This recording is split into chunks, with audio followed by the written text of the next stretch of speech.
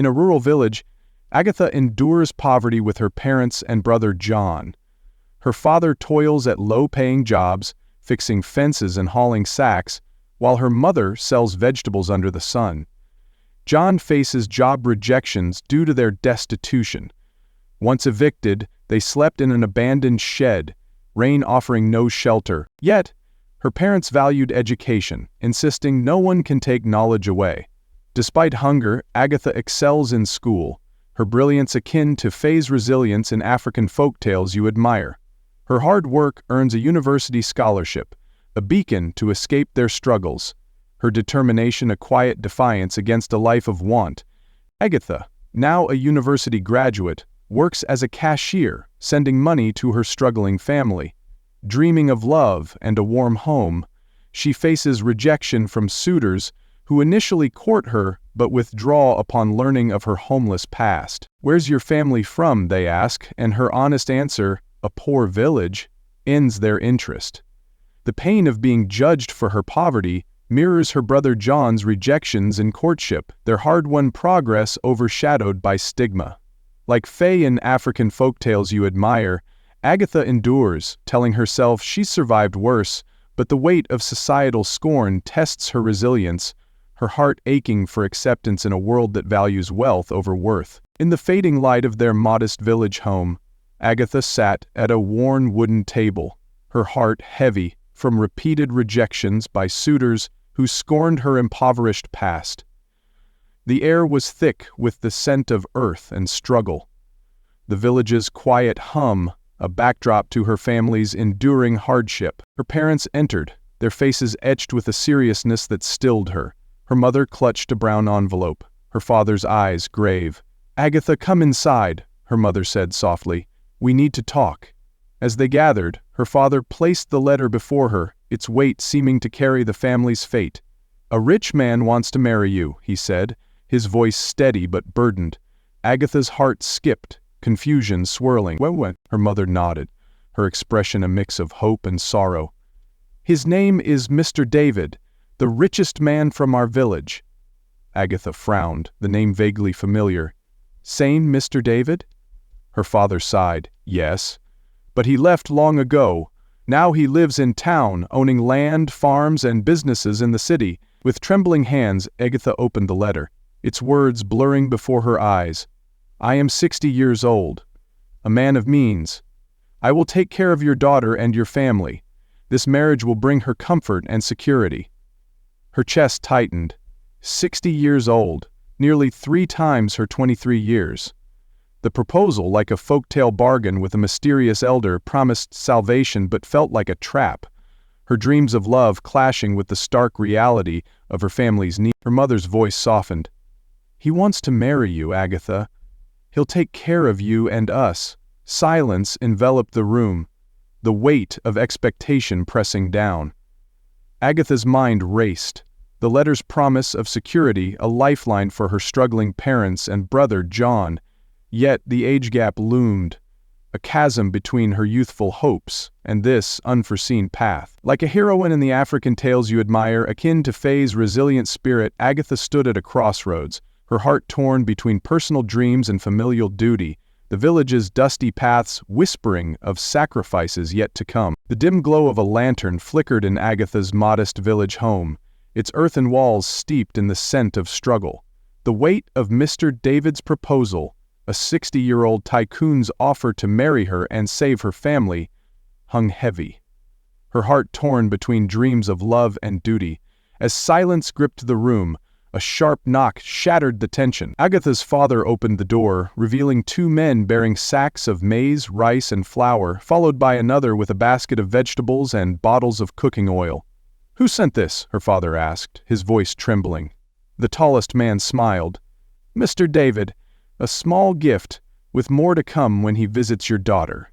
Agatha watched, her breath catching, as her mother covered her mouth, tears glistening in her eyes, the sight of abundant food a rare miracle in their hungry lives. The men deposited the provisions and left, the sacks a towering promise of relief.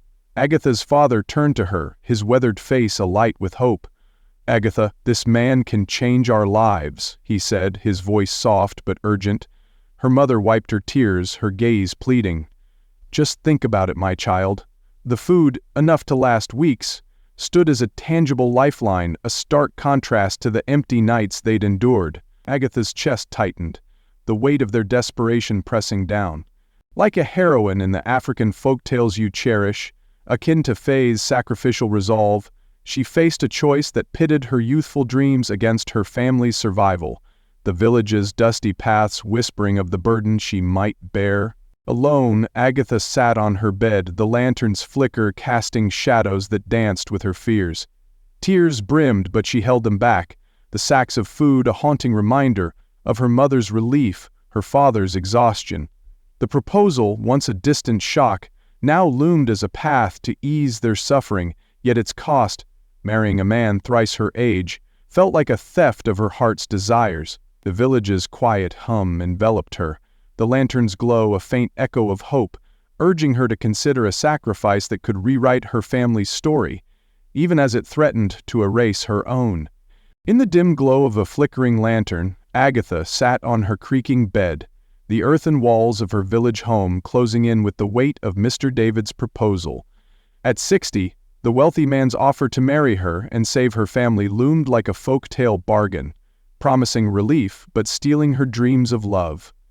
Tears brimmed in her eyes, but she refused to let them fall, her heart aching for a life with a husband her age, not one old enough to be her father. The letter's words, comfort and security, taunted her, a cruel reminder of her family's hunger.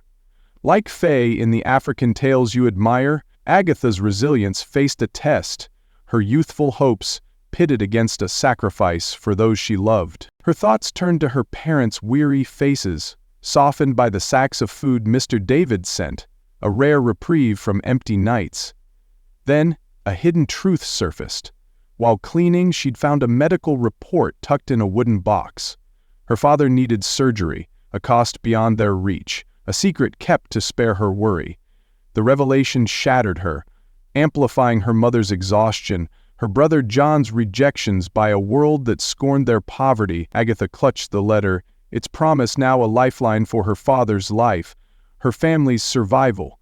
The village's quiet hum enveloped her, the lantern's shadow dancing with her fears. Wiping her tears, Agatha steeled herself. "If this is what it takes to save my family," she whispered, her voice trembling but resolute, "I'll do it." She walked to her parents, their hopeful eyes waiting. "I'll marry him," she said, her words a vow of sacrifice. Her mother burst into tears, gratitude mingling with sorrow. Her father exhaled, relief etching his face. Like a folk-tale heroine offering her heart for her kin, Agatha bore the pain, her decision a heavy mantle, the village's dusty paths whispering of the cost she'd pay to secure her family's future, her own dreams fading into the lantern's fleeting light. The sun dipped low over the rural village, casting a golden haze across its dusty paths, where Agatha sat on a wooden stool, her heart pounding with the weight of her sacrifice. Having agreed to marry Mr. David, a 60-year-old tycoon, to save her impoverished family, she braced for his arrival, her best blue gown, worn but neat, clinging to her trembling frame. The village hummed softly, its earthen home steeped in the scent of wood smoke, a quiet backdrop to the tension gripping her family. Her father sat beside her, his hands folded, his face a mask of stoic hope. Her brother John stood by the door, arms crossed, eyes scanning the road. The air was thick with anticipation, the weight of Mr. David's gifts, sacks of food that promised relief, still lingering, a folk-tale bargain that bound Agatha's dreams to her family's survival. Like Faye in the African tales you cherish, her resilience faced a new trial, her heart torn between fear and duty. A cloud of dust rose as a sleek black car rolled down the village path, its shine alien against the humble surroundings. Agatha's breath hitched, her hands clenching the stool's edge. The car stopped, and Mr. David emerged, his gray hair catching the fading light, his back slightly bent, his steps slow but deliberate, wrinkled and old. As she'd feared, he was not the cruel tyrant she'd imagined. His warm smile and kind eyes softened the moment, a gentleness that disarmed her dread. He greeted her parents first, shaking her father's hand with respect, his voice deep yet courteous, like a village elder in a folktale council. Turning to Agatha, he said, "So, you are Agatha?" His tone gentle, almost reverent. She nodded, words failing her, her heart racing as she met his gaze. He gestured to a bench outside, inviting her to sit. "Come, sit with me," he said, his calm presence easing her nerves. Agatha's legs felt weak, but she complied, the village's curious eyes trailing them. She expected stilted silence, a transaction's cold formality, but Mr. David surprised her, speaking with wisdom and warmth, asking about her life, her dreams, her family. His questions were not demands but invitations, his attentive listening devoid of arrogance. "You're a bright young woman," he said, smiling. "I admire that." Agatha, caught off guard, glanced at her parents, unsure how to respond, her fear softening under his kindness. Like a folktale heroine meeting a disguised sage, she sensed a depth in him, a care that hinted this marriage might not be the prison she'd dreaded, though his age still loomed as a shadow over her heart. The village's golden light faded, casting long shadows as their conversation flowed, a bridge across their disparate worlds. Mr. David's respect, his lack of condescension, planted a seed of hope, yet Agatha's resolve remained tempered by the reality of his years.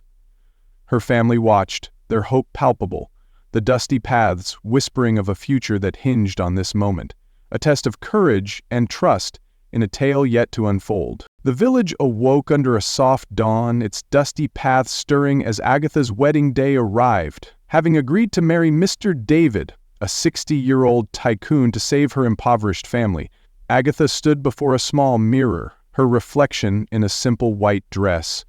Humble yet elegant, betraying no bride's joy. Village women had braided her hair, oiled her skin to glow, but her hands trembled adjusting her veil, tears brimming. Her mother, eyes glistening, touched her shoulder. "Be strong, my child," she whispered, her voice a mix of love and sorrow.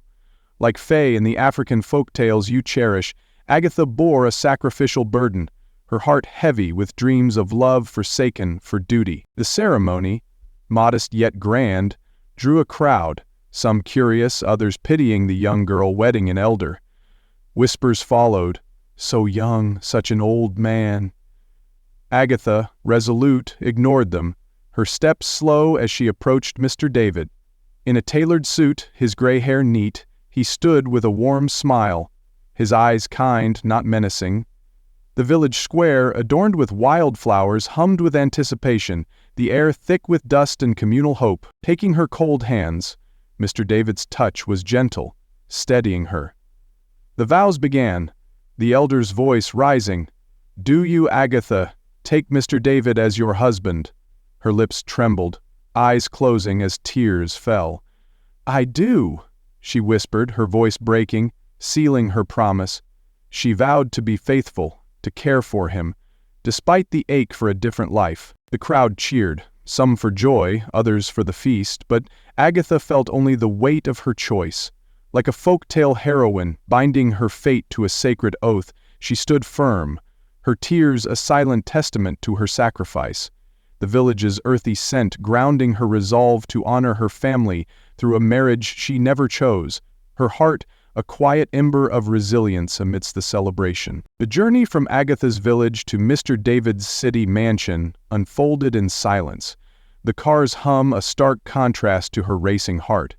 Newlywed to the 60-year-old tycoon to save her family, Agatha stared out the window, dusty village paths giving way to smooth streets ablaze with Lagos's lights. The city's bustle, vendors, horns, neon signs, felt alien, a world apart from her humble roots. Like a folktale heroine entering a strange realm, Agatha, resilient as Fae in the tales you admire, braced for her new life, her sacrifice heavy with unspoken fears. The car stopped at a grand mansion, its gates swinging open to reveal a palace of gleaming marble and manicured gardens. Agatha's breath caught, the house's scale dwarfing her village's mud-walled homes. Servants bustled, carrying bags, their efficiency amplifying her sense of displacement. Mr. David led her inside, the polished floors reflecting chandeliers, curtains flowing like water. "This is your home now," he said, his smile gentle, sensing her unease. Yet the opulence, golden mirrors, plush rugs, offered no comfort, only a reminder of the wedding night ahead. Agatha's heart pounded, fears surging. At 23, she'd never been with a man, and the thought of sharing a bed with her elderly husband chilled her. The bedroom, vast with a soft white bed, felt like a gilded cage, its luxury mocking her dread. Mr. David's kindness, "You don't have to be afraid," eased her slightly, but her hands trembled as she sat on the bed's edge, the city's distant hum a faint echo of her village's warmth. Like a folk tale maiden facing an unknown trial, Agatha's resilience wavered, her sacrifice for her family now a daunting reality, the mansion's grandeur a stark backdrop to her quiet terror as she awaited the night's unfolding. In the opulent bedroom of Mr. David's Lagos mansion, Agatha cowered on the bed, her scream echoing as a young man, not her 60-year-old husband, stood before her, his wet hair and towel-clad form a jarring contrast to the wrinkled face she'd vowed to honor.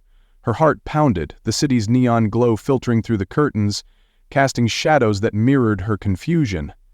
"Who are you?" she cried, her voice breaking, the sheets clutched like a shield. The man raised a calming hand, his voice shockingly Mr. David's, soft and familiar. "Agatha, it's me," he said. She shook her head, terror gripping her. "No, this isn't real." Like a folktale heroine ensnared in a trickster's spell, Agatha's world shattered, her resilience, akin to Faye's enduring spirit in the tales you admire, tested by a truth she couldn't grasp. Stepping closer, he spoke gently. "I am Mr. David. I used special makeup to look old." Agatha's eyes widened, her breath shallow. "Why?" she whispered, tears streaming down her face. He sighed, his expression earnest. "I needed to know who you really were. My grandfather taught me a good woman is found with wisdom, not money. I have wealth, Agatha, but I wanted a wife with a kind heart, a strong spirit, true love." He paused, his gaze softening. "I heard of your struggles, your sacrifices for your family. I had to see if you'd marry for riches or for love." Her mind spun, the revelation a whirlwind. He continued, "Do you remember an old man you helped at your cashier job? He was tired, unable to pay. You bought his food, sat with him. That was my grandfather." Agatha's heart skipped, recalling the rainy evening, her small act of kindness. "I called you an angel," David said, his voice thick. "He learned of your hardships, and before he died asked me to marry you. I resisted, wary of arranged unions, but to honor him, I disguised myself to test your heart." Agatha sat stunned, tears falling as the pieces aligned. His kindness, his respect, all a test of her character. Like a folk tale, unveiling a hidden truth, the young man's words reshaped her reality, his confession of falling in love with her compassion a beacon in her confusion. The mansion's golden light bathed them, the city's hum a distant echo, as Agatha grappled with the truth, her heart torn between betrayal and the dawning hope of a love unmasked, the tale's twist poised to redefine her future. In the opulent bedroom of Mr. David's Lagos mansion, Agatha cowered on the bed, her scream echoing as a young man, not her 60-year-old husband, stood before her, his wet hair and towel-clad form a jarring contrast to the wrinkled face she'd vowed to honor. Her heart pounded, the city's neon glow filtering through the curtains casting shadows that mirrored her confusion. "Who are you?" she cried, her voice breaking, the sheets clutched like a shield. The man raised a calming hand, his voice shockingly Mr. David's, soft and familiar. "Agatha, it's me," he said. She shook her head, terror gripping her. "No, this isn't real." Like a folk tale heroine ensnared in a trickster's spell, Agatha's world shattered, her resilience, akin to Faye's enduring spirit in the tales you admire, tested by a truth she couldn't grasp. Stepping closer, he spoke gently. "I am Mr. David. I used special makeup to look old." Agatha's eyes widened, her breath shallow.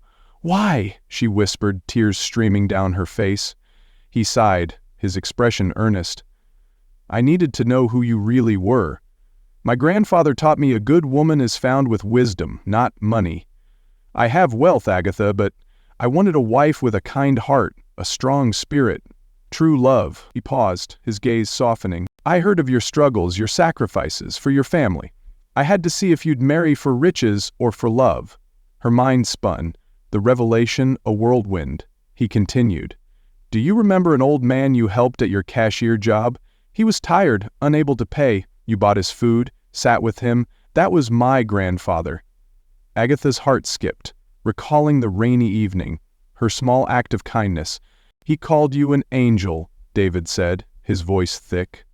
"He learned of your hardships and, before he died, asked me to marry you. I resisted, wary of arranged unions, but, to honor him, I disguised myself to test your heart." Agatha sat stunned, tears falling as the pieces aligned. His kindness, his respect, all a test of her character. Like a folk tale unveiling a hidden truth, the young man's words reshaped her reality, his confession of falling in love with her, compassion a beacon in her confusion. The mansion's golden light bathed them, the city's hum a distant echo. As Agatha grappled with the truth, her heart torn between betrayal and the dawning hope of a love unmasked, the tale's twist poised to redefine her future. The opulent bedroom of David's Lagos mansion, its golden mirrors and flowing curtains bathed in the city's neon glow, held Agatha in a moment of breathless revelation. The young man before her, handsome and strong, had just unveiled himself as Mr. David, her 60-year-old husband, his aged appearance a disguise crafted with makeup to test her heart's purity. Her tears streamed, her mind a whirl of betrayal and hope as she processed his confession. He'd sought a wife of true kindness, inspired by her past act of compassion toward his grandfather and his dying wish for their union. Like Fae in the African folktales you cherish, Agatha's resilience faced its final trial, her heart torn between the shock of deception and the dawning truth of love. The mansion's grandeur, once a cage of fear, now shimmered with possibility, its silence a canvas for a love story poised to unfold. Agatha, her voice trembling, stood, her eyes blazing with conviction. "I don't care how you look," she said, tears falling. "Young or old, I vowed to care for my husband. He was kind, and I promised to be faithful. I won't be fooled by appearances." Her words, a fierce declaration of loyalty, echoed the honor of folk-tale heroines who value heart over facade. David's eyes softened, a flicker of awe and love crossing his face. "Agatha, you've been nothing but an angel," he said, his voice thick with emotion, "just as my grandfather believed." He confessed his own heart's shift, admitting, "I didn't expect to fall in love with you, but the moment I saw you, I did." His words, raw and unguarded, pierced her, a beacon through her confusion, aligning their fates like a village couple's sacred vow under starlit skies. To prove his truth, David clapped his hands, summoning 2 makeup artists who entered with practiced grace. "Watch closely," he said softly. Agatha's breath caught as they worked, layer by layer applying wrinkles and gray to his youthful face, transforming him back into the old Mr. David she'd married. Her heart raced, the disguise uncanny yet undeniable. Then they removed it, revealing his true visage once more, his smooth features glowing with sincerity. Tears spilled as Agatha stepped forward, her trembling hand touching his face, feeling the makeup's artifice but sensing the man beneath. A sob broke free, and she threw her arms around him, her voice breaking. "I love you, David, young or old." The words, a vow reborn, sealed their bond, her heart embracing the man who'd tested her and found her true. David held her tightly, his embrace warm and steady. "And I love you, Agatha," he whispered, his voice a promise. They stood entwined, tears of relief and happiness mingling, the mansion's golden light wrapping them in a glow that rivaled the city's neon pulse. Like a folktale's joyous resolution, their love transcended the deception, rooted in mutual respect and authenticity. The village's dusty paths, where Agatha's sacrifice began, seemed a world away, yet its communal spirit of love enduring trials lived in their embrace. From that day they lived happily ever after, their story a testament to the power of a pure heart, a love that saw beyond appearances, and a union forged through wisdom, not wealth. The mansion, once a symbol of Agatha's fear, became a home of shared dreams, its halls echoing with laughter and tenderness. David's wealth, a tool for his test, now served their shared future, supporting her family and honoring her sacrifices. Agatha's resilience, like Faye's, had carried her through poverty and judgment to a love that redefined her destiny. The city's restless hum faded, the stars above Lagos a silent witness to their vow, their tale a modern echo of African wisdom. True love, found in kindness and tested by truth, endures forever, a legacy brighter than any fortune.